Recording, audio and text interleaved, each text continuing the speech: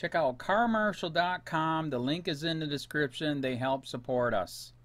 Was research and our hopefully non-dystopic AI future. So let's go there first.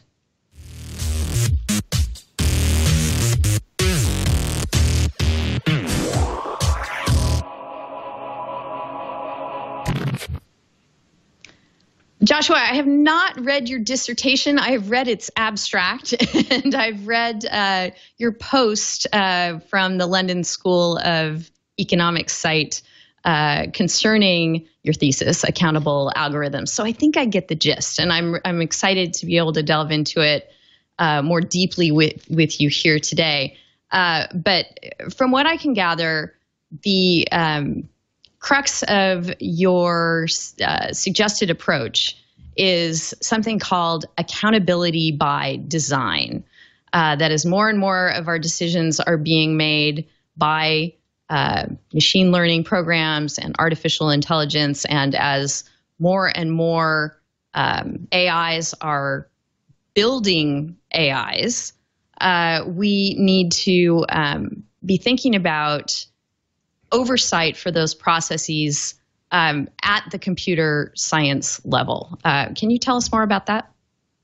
Sure. So I guess what I mean by that is that, you know, all of these things are artifacts. They're tools that are built by people. And I think it's important to remember that, and to remember that that they're not, you know, they don't come out of nature. They don't come handed down to us in a pure way. It's sort of tempting to say that these are just systems that use data. People talk about big data or data analytics for a long time. And you might say, well, you know, we just go out there, we collect the data, and then we process it, and it tells us what to do. And that's great, but there are places all along that path where you pick up sort of the biases and the preferences of the humans who build those tools and choose how to use them.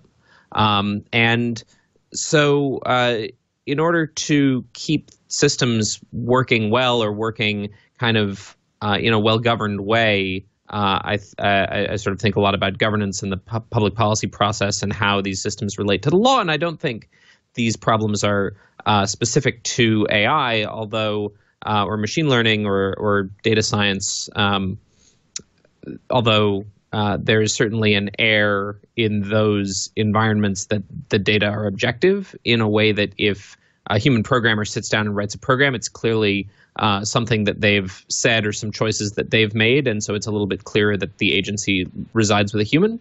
But I really think what we need to do is demand evidence from these systems at a technical level that's convincing, that tells us what the systems are doing, and that they are doing the thing we think of as correct, or the thing we think of as complying with the law, and that reflects some other kind of norm that we might have, you know, a social norm, or a political norm, or an ethical norm. And so right now, we don't have that. We have sort of everyone just using the technology, and people often using the technology we see to kind of wash their hands of that responsibility or that agency, and saying, well, you know, the data told me that I should send more police to your neighborhood, and that's why I sent more police to your neighborhood. And that's, you know, it's not that the department is biased against minorities, and that's why we sent more police to the minority neighborhood. The data just tell us that that's what we should be doing. And there are even cases where it's, you know, the data tell us that you're a high risk to commit crimes, and so we think that you deserve a harsher sentence or more time in jail, or that you're not eligible for probation. And that is a real thing and has happened. And there was a very interesting court case in Wisconsin about that, the state of Wisconsin versus Eric Loomis. I should mention. Go ahead. Go ahead. I was going to ask you to expand on that case a little bit more, since I don't think we've covered it on the show. We may have. Sure. So in the case, Mr. Loomis was accused of, and ultimately convicted after taking a plea bargain, of being the driver in a drive-by shooting. He up until he took the plea bargain, maintained his innocence, and in the case at sentencing, after once he took the plea bargain, the court ordered a pre-sentencing investigation, which is standard, and they, as part of the pre-sentencing investigation, used a commercial product known as Compass, which is a criminal. People call them criminal risk assessments or recidivism risk assessments. And the idea is that it's a tool that uses some data science to predict whether someone is likely to commit another crime, and also it scores people on whether they're likely to commit another violent crime or any violent crime in the future, regardless of whether they've committed one in the past. What goes into that tool is information about someone's criminal history, some demographic information like their age and gender, and their answers to a questionnaire that considers a number of what the tool's authors call criminogenic factors. So these are things like whether you have been in jail before, whether you've had family in jail, how much time you've been in jail, whether you have substance abuse problems, whether you have financial problems, your sort of risk tolerance with respect to gambling and other things. And so based on these factors and the criminal history, it produces a risk score, which is supposed to encapsulate and does encapsulate the probability that you will be arrested again in the next 2 years. Based on his high-risk score, the judge at sentencing said that the sentence was explicitly said that the sentence was based on Mr. Loomis's high score and also the high projected needs that he had. The risk assessment doesn't just give a single number; it gives a sort of a set of reasons for why it came to that conclusion, which it calls a needs assessment, which is basically a measure of, how likely are you to have a substance abuse problem? How likely are you to sort of fall in with criminal elements? How likely are you to have some kind of financial problem that would lead you toward criminal activity? And so it provides sort of not a ranking, but like an intensity score for each of these factors. And the judge said, based on the fact that the risk is high and the projected needs are high, that he should get a very harsh sentence that was within the guidelines, but on the high end for the crimes which he had pled guilty to.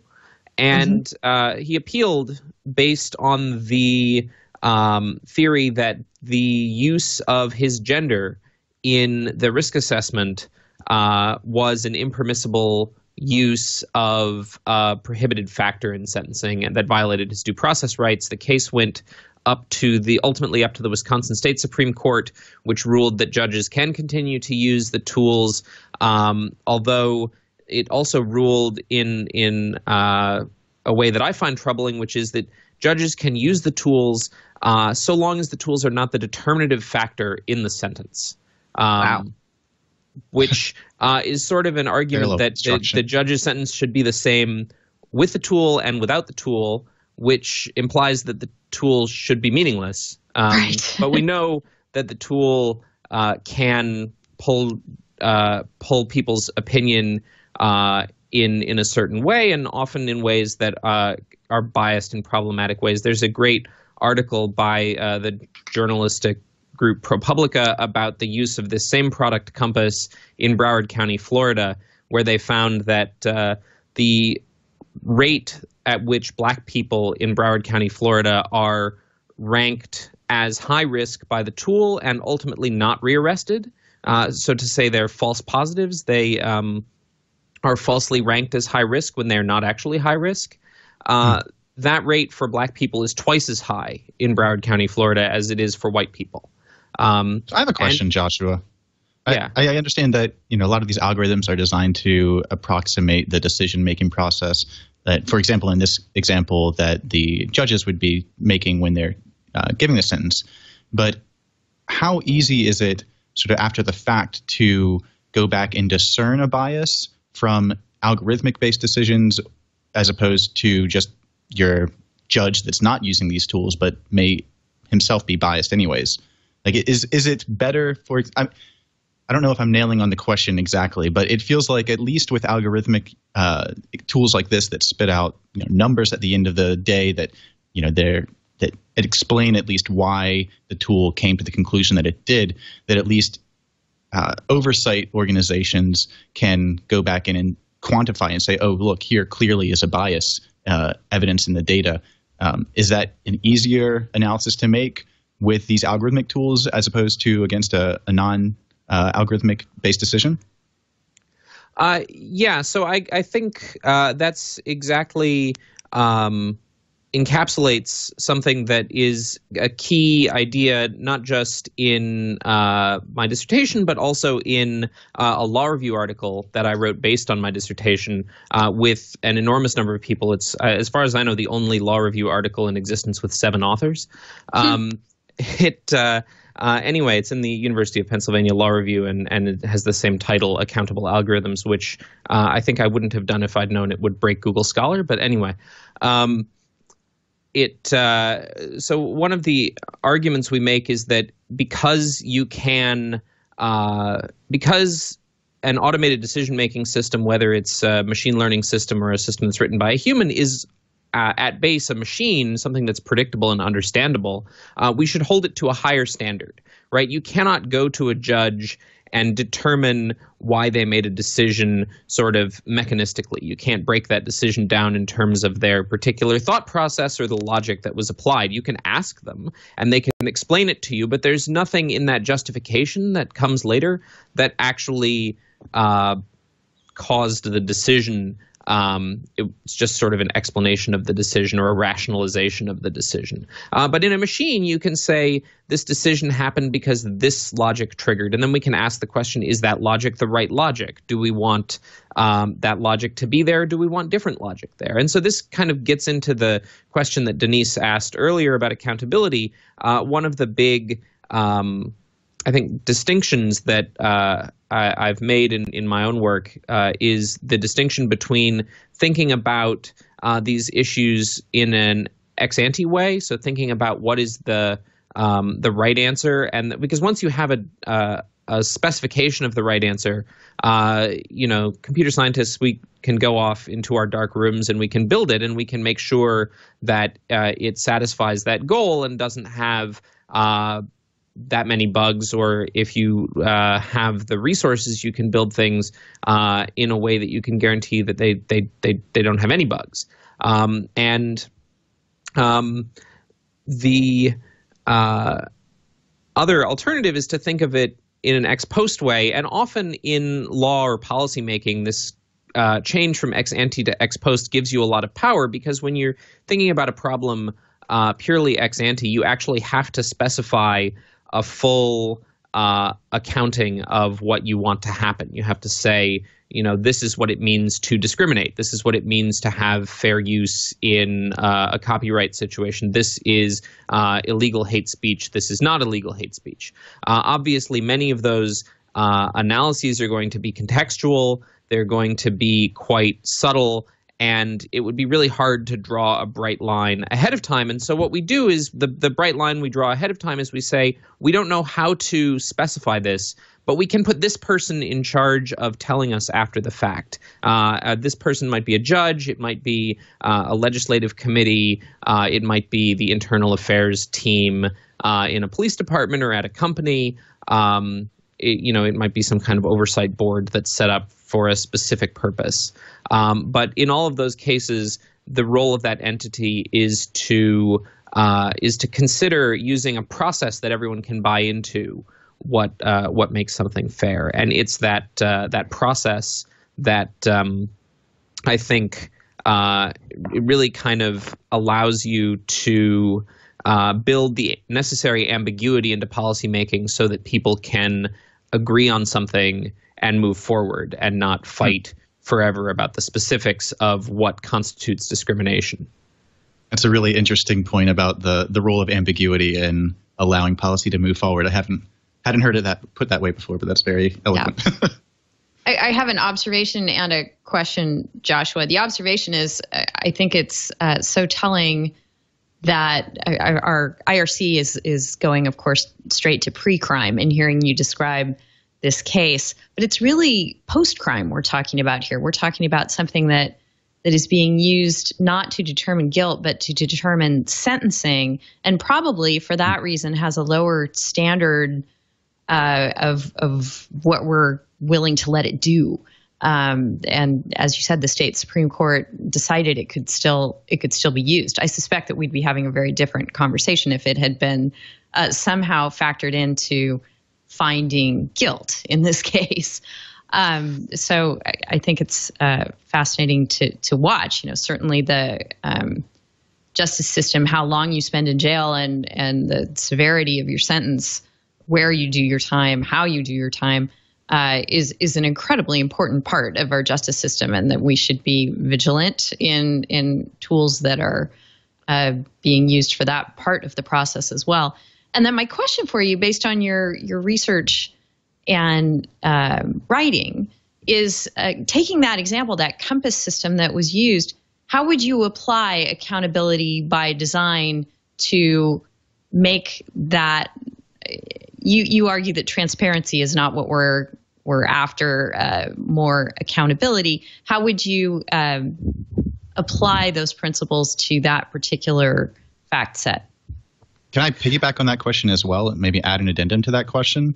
Because I'm interested in the way that these are private companies, or private companies make this product compass. How are we?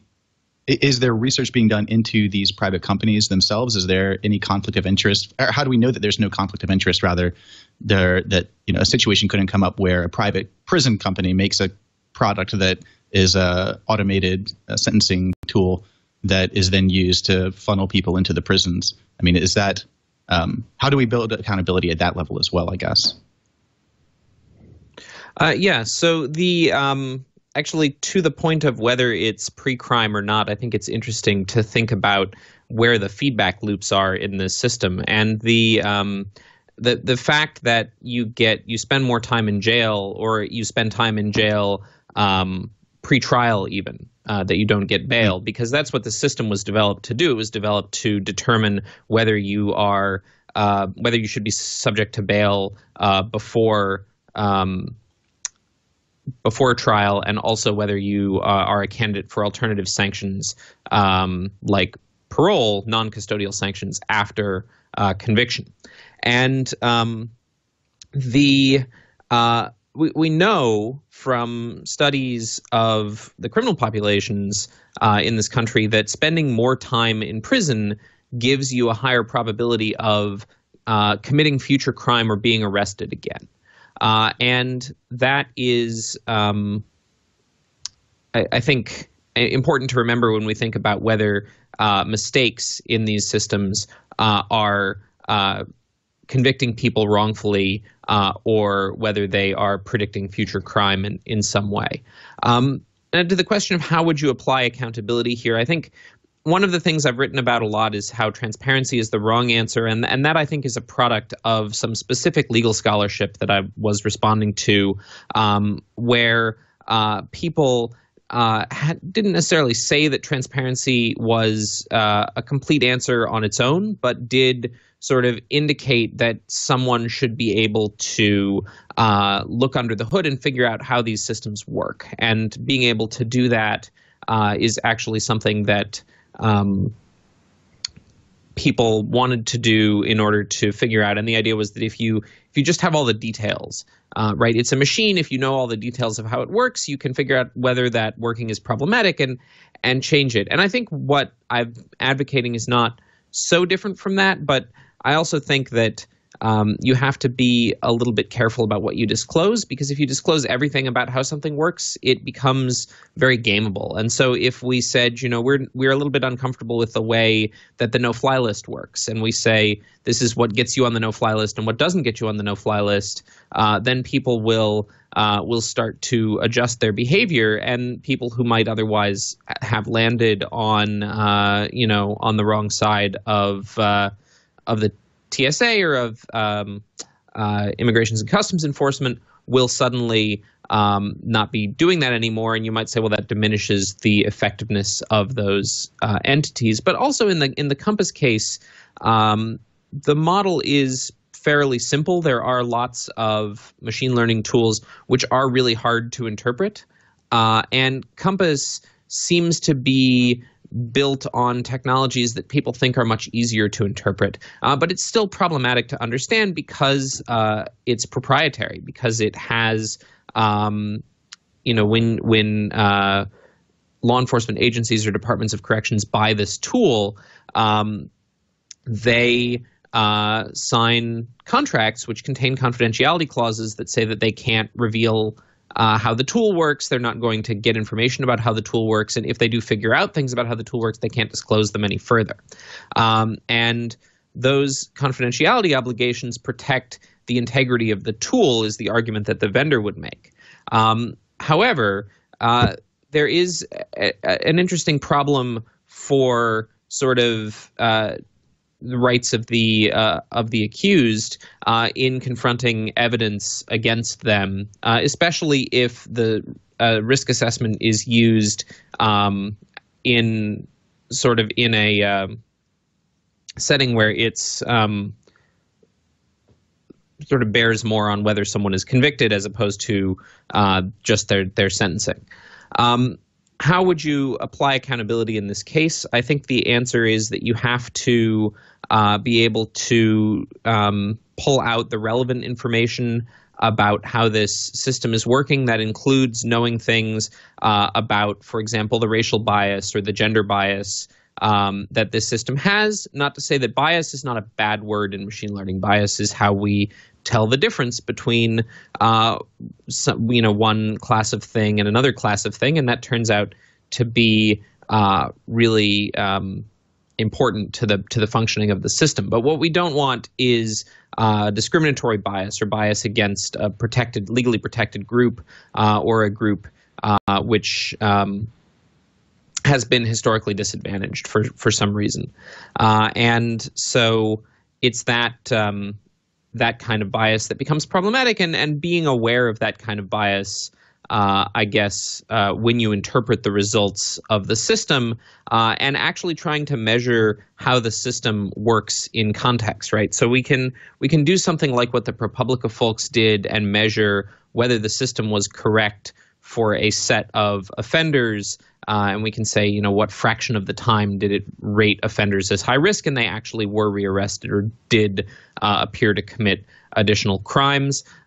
We can go out and look as well at, how did the system work in concert with humans, right? So the system is designed to be used by judges or by other professionals in the criminal justice system, and we can ask, what they do, how it impacts their decision. We can do experiments where we change maybe the formatting of the reports or the way the information is presented or how much explanation it's presented with, or whether it's presented with the disclaimers that the Wisconsin Supreme Court said it has to be presented with, whether that impacts people's opinions about it, whether that impacts people's actual use of it, the decisions they make based on it.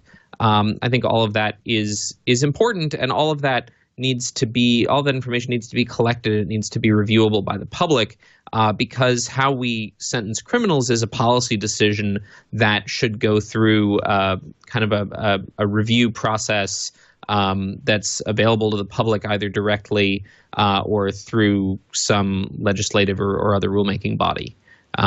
And so it shouldn't be the case that these decisions are just made kind of de facto by the way that procurement is done, or by the fact that a particular tool was purchased and put in place for a particular situation. So I know that you've pushed back against.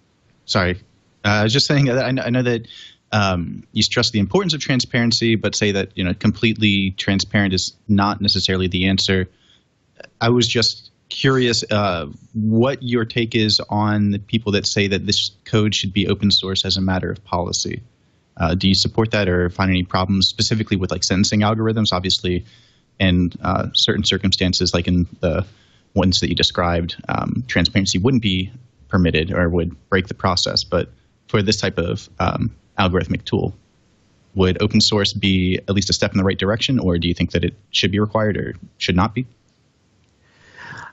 I think open source is a step in the right direction. I think there are cases where it probably should be required.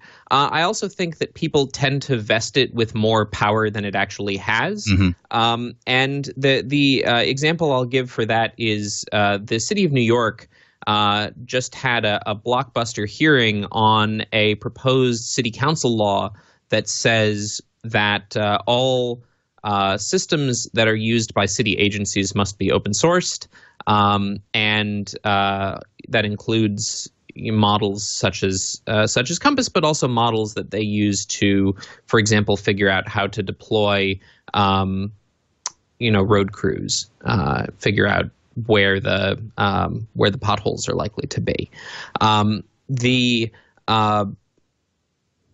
I think that kind of openness is good and useful and supports all sorts of open government values that are very important. I also think that in many cases, that kind of disclosure doesn't tell you everything you want to know.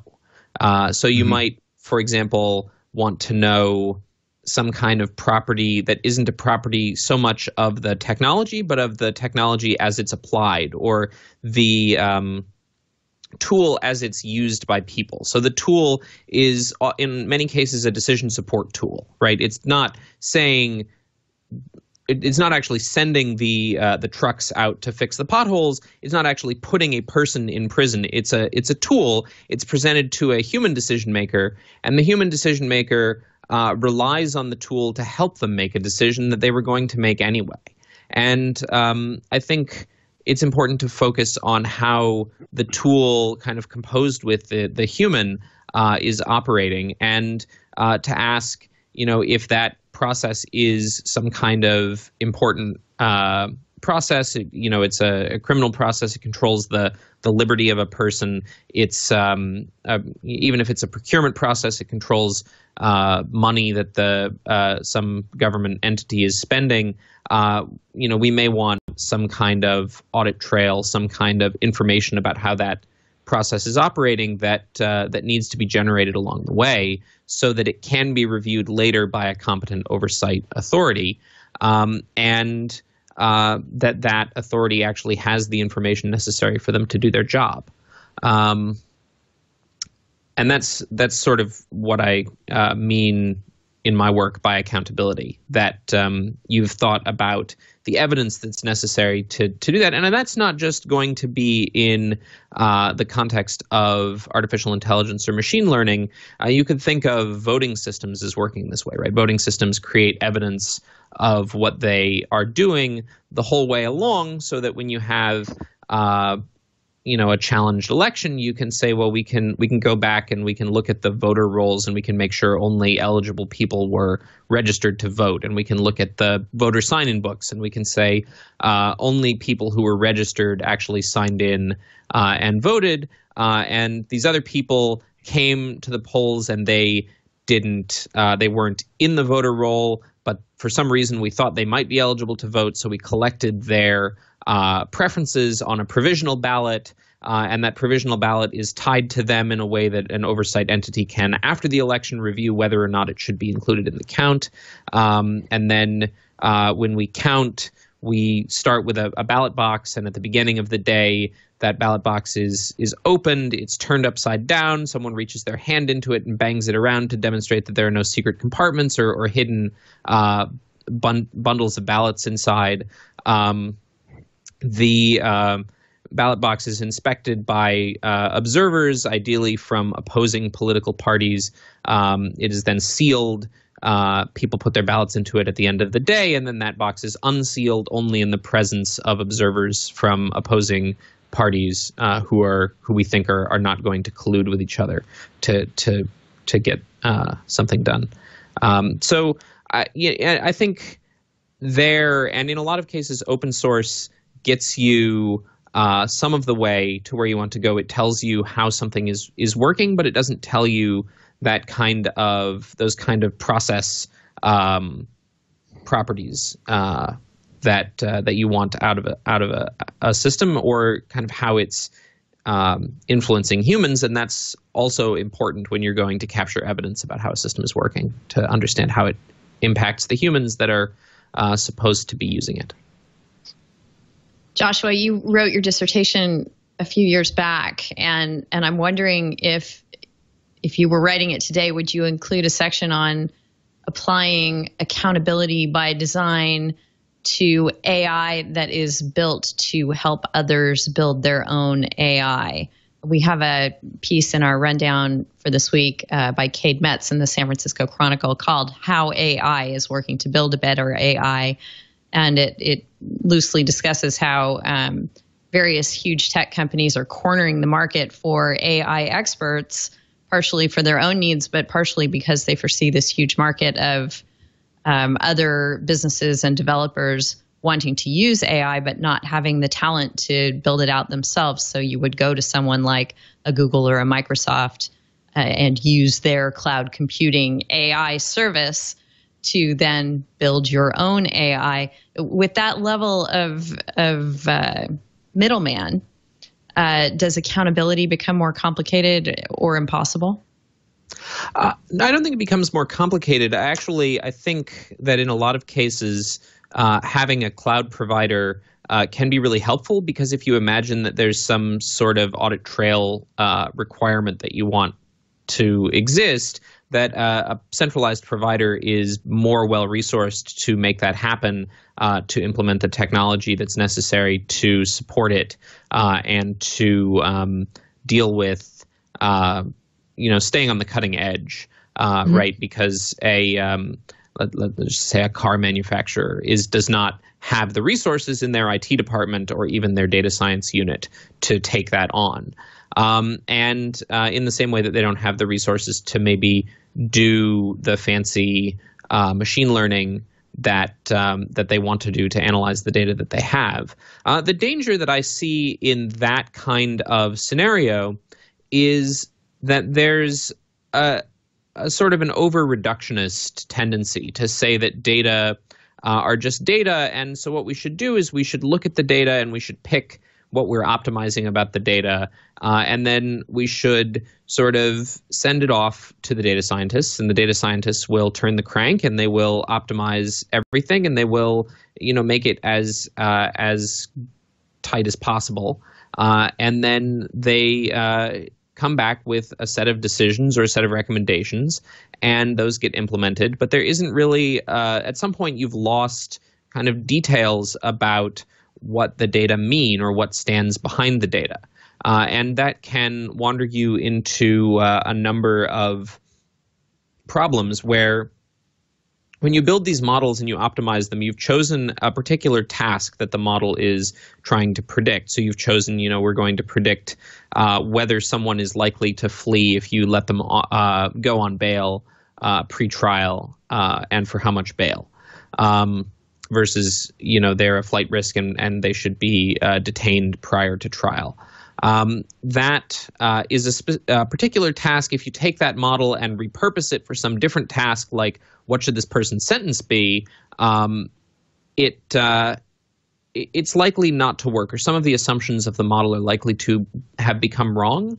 And as a result of that, the model will not work as well on that other task. And so I worry that when you have these generic machine learning systems, Google has this, I think they call it their decisions API or something like that. You upload some data, they crank on it, they give you back the answer, and it comes down with this air of authority that says this is the answer, even though it doesn't maybe relate to the original problem that you were asking, or you don't know how it relates to the original problem you were asking. And so I think you kind of are losing control of the process, and it becomes less a sort of a situation where humans are sitting down and building tools that are built to a purpose and advance well-defined goals, and more just a situation where you're pushing numbers around on a page that don't necessarily relate to anything.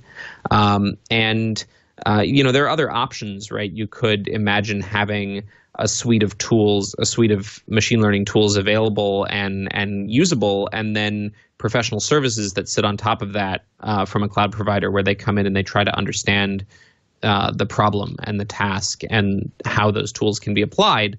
And I think that's a reasonably common framework in a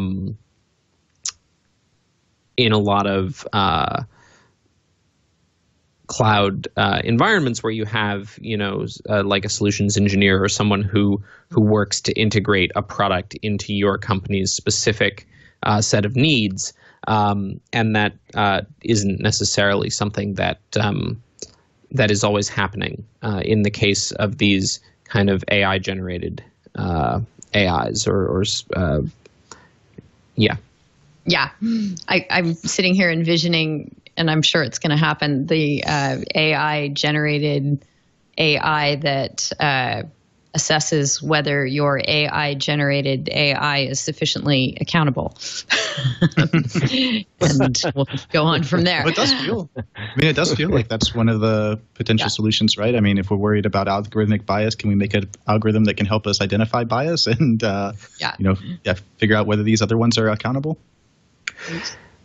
Yeah, so I guess what I would say to that is there are many ways to measure bias, and we've gotten a lot better in the last couple of years at figuring out how to define it or how to measure it.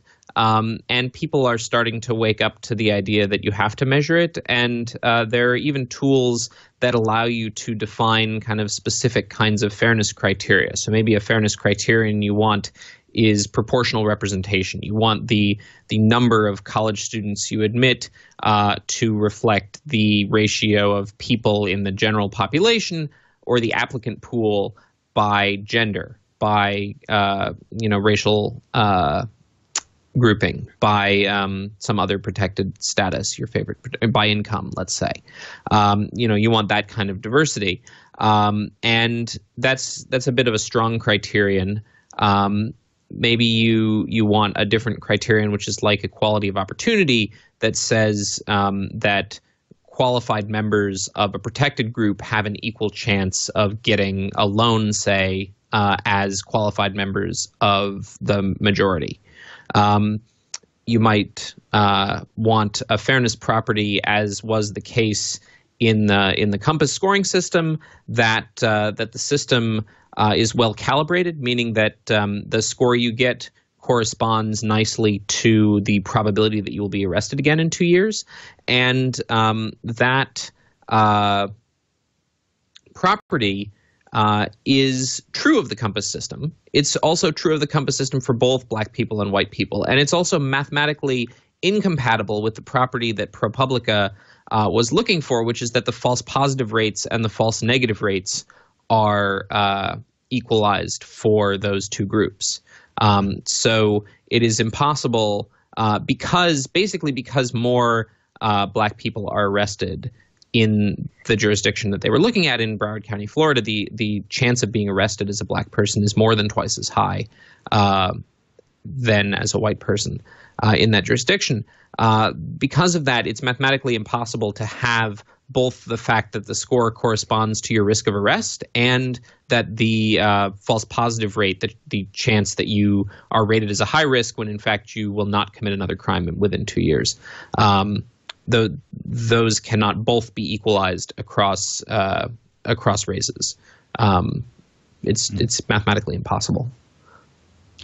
Okay, so well, I think that's actually a good segue to take this from the realm of research and scholarship to the realm of legislation, regulation, and policy, where these principles become law and have real impact.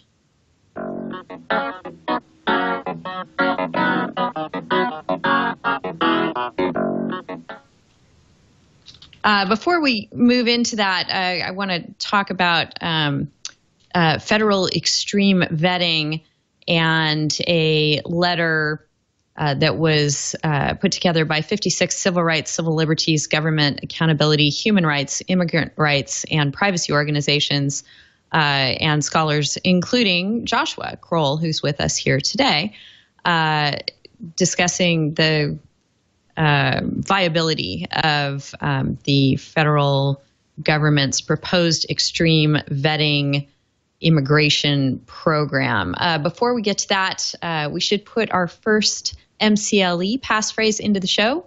We put these phrases into the show in case you are someone who would like to seek to obtain professional credit in your field, whether you're a lawyer or in some other field. Certain oversight bodies like to have some sort of concrete way of demonstrating that you watched or listened to the show. So we put some random phrases into each episode that you should write down if you are interested in seeking credit in your jurisdiction. Our first one is designing accountability. And we'll put another one in before the end of the show for your convenience.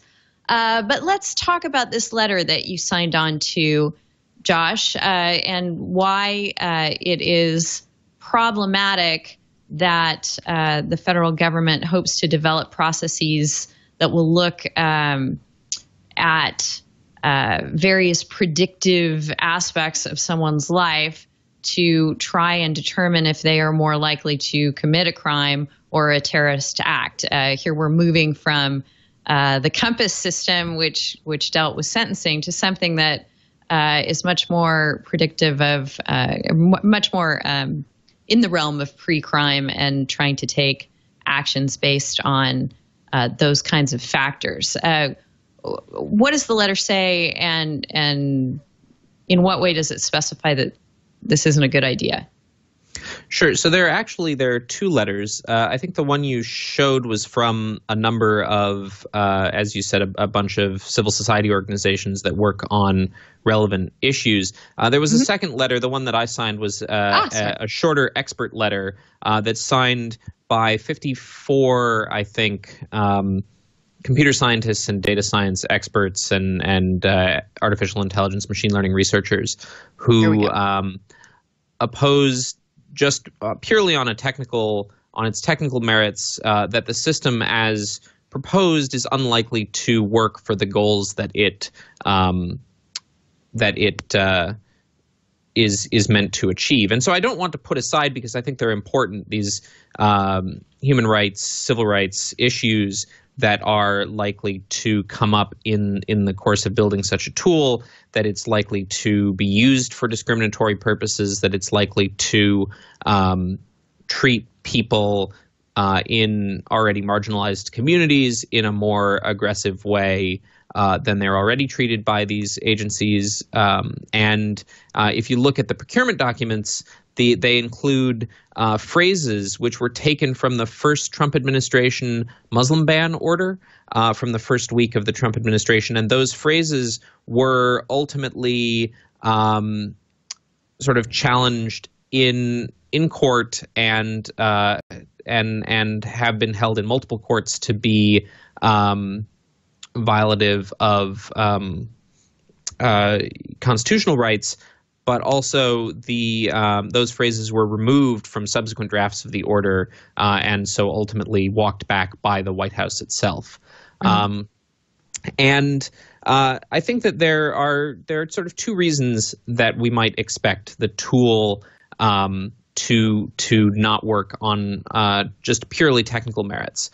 One is simply the fact that context is important. So the tool is mostly geared toward doing social media monitoring, and you could imagine some more responsible ways to do this, where you're interested in people who have, say, looked at or interacted with more likely, or even reposted known content of known terrorist organizations. So, right, ISIS is very good at using the internet for recruitment, And if we're concerned that someone trying to enter the United States has been recruited by ISIS and we want to look at their social media to figure this out, maybe we should look at whether they've had contact with accounts that are known to be controlled by ISIS, whether they've posted content that's known to have been produced by ISIS or ISIS affiliated accounts,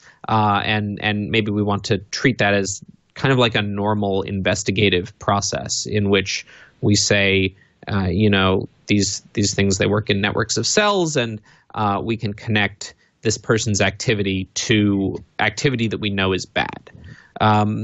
That's a lot more responsible, I think, than saying that, we're going to try to teach a computer to understand what people have written in their social media posts, and we're also going to teach it to use that understanding to figure out whether that content might be problematic, and we're basically going to use that as a replacement for having a bunch of ICE officers who just read everyone's social media, all of everyone's social media when they come into the country. That's clearly too many people to hire, so we're going to have a computer do it.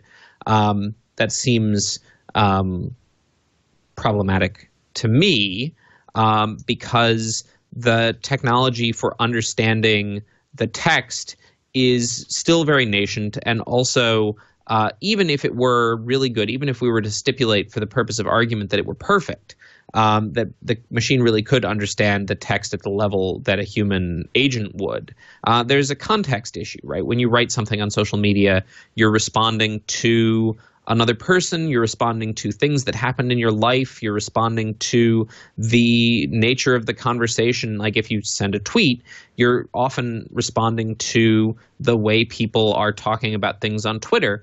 And so you might make a joke which is of the moment and of that conversation, but out of context or looked at 6 months later, a year later, doesn't make a whole lot of sense, or may even sound like something kind of ominous. And it's hard to explain the joke. Anyone who's come out of a conversation to explain a joke that was made in the conversation understands how challenging this is. And so you end up in this situation that I think of, or I should really credit this analogy to my wife who came up with it. I think of as the Salem witch trial situation where you don't know how to build technology that will tell you whether someone is a witch, but you do know that you can look for people who have cats and own brooms. So because of that, you end up in a situation where you can't, right? There isn't very much labeled data that says this person is a terrorist or this person is an ISIS fighter, because there just aren't that many of them compared to the number of people entering the United States. There are many millions of people entering the United States every year.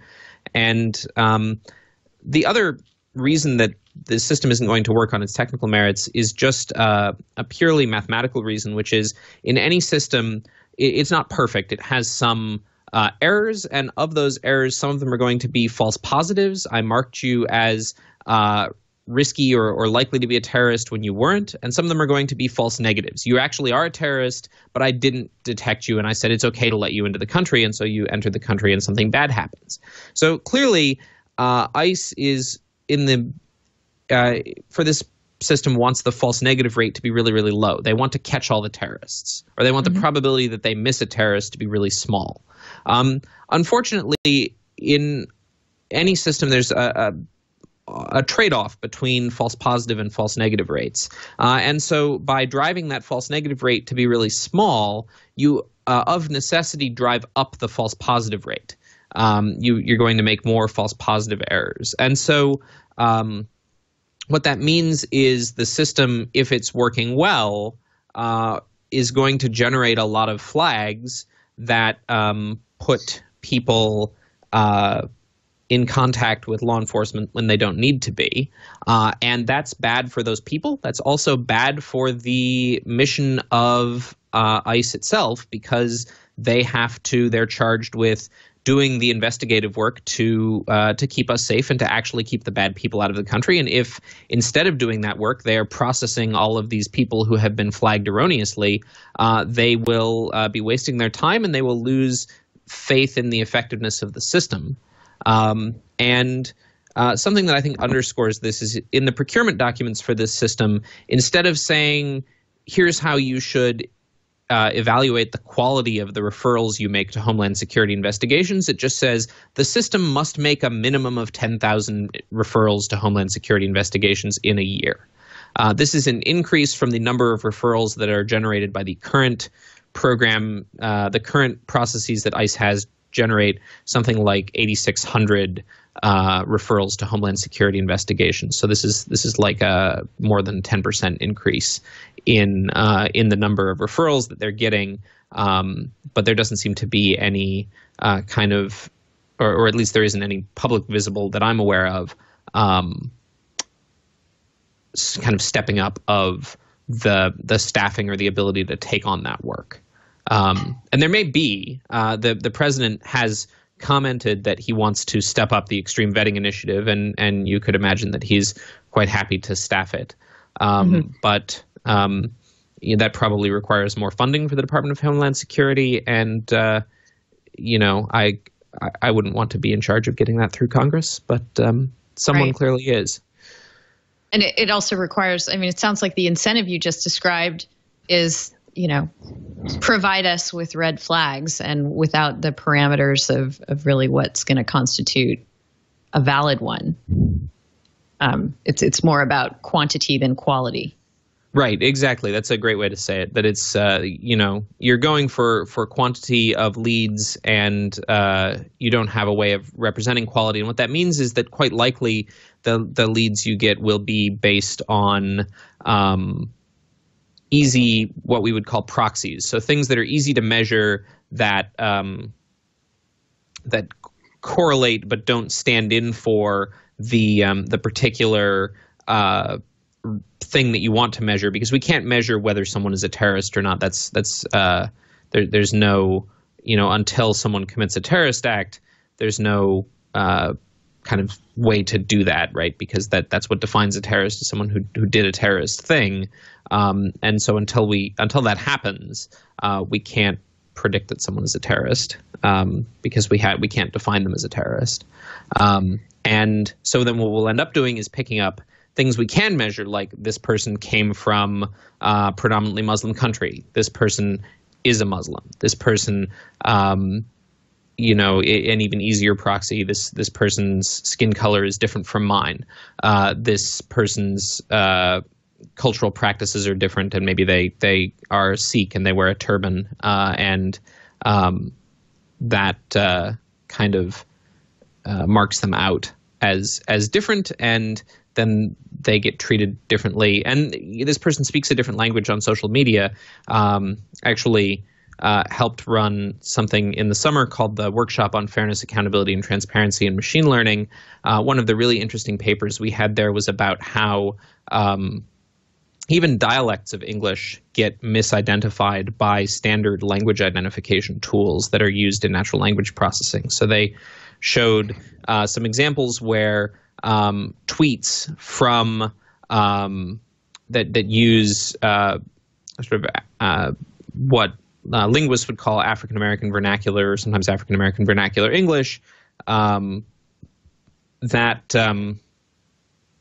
these tweets will get marked as Danish or Dutch or something else entirely by the tool, because the tool doesn't know how to deal with this dialect, and so it just makes its best guess, and its best guess is wrong, and that leads to it sort of starts the cascade of failures, and those failures can or those errors can propagate through the system to the point that maybe it causes people to be flagged inappropriately, and so in the case of this ICE system, you might hope that, again, that people sort of go. There's a lot of latitude in procurement documents to go about things in a responsible way and to generate kind of the right, selection criteria, or to support the investigative work of Homeland Security investigations, or even of ICE officers who are doing, primary screening, secondary screening. There are ways you could support these people in the jobs they're doing.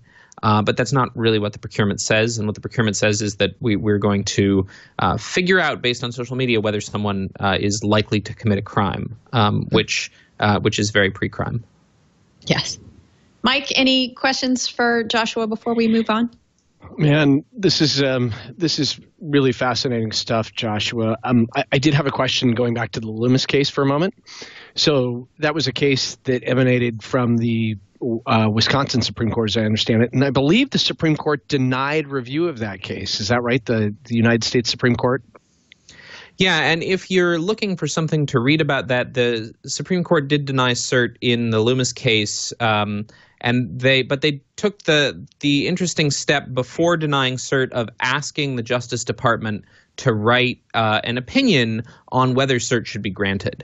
And that opinion is very interesting, but it basically makes the argument that this isn't the right case to litigate in this area, and also because there's no circuit split yet, there isn't a need for review, or even a split among state Supreme Courts. The other case in this area comes out of the Indiana Supreme Court, and it didn't consider due process. But there are things about the Loomis case that make it suboptimal, I think, for reviewing this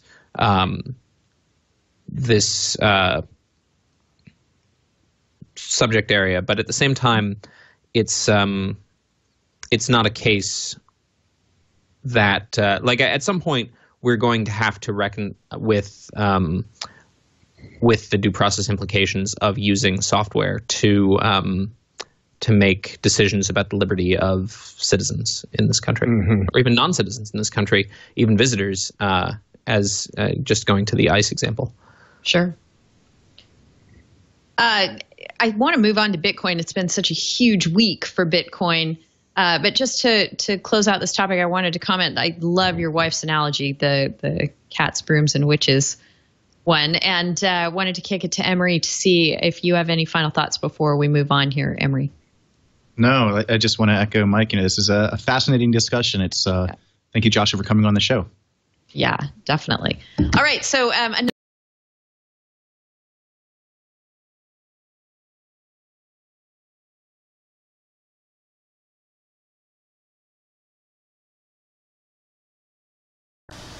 Hey Charlotte County, this is Charlotte County COPWATCH, and I wanted to explain what fair use is.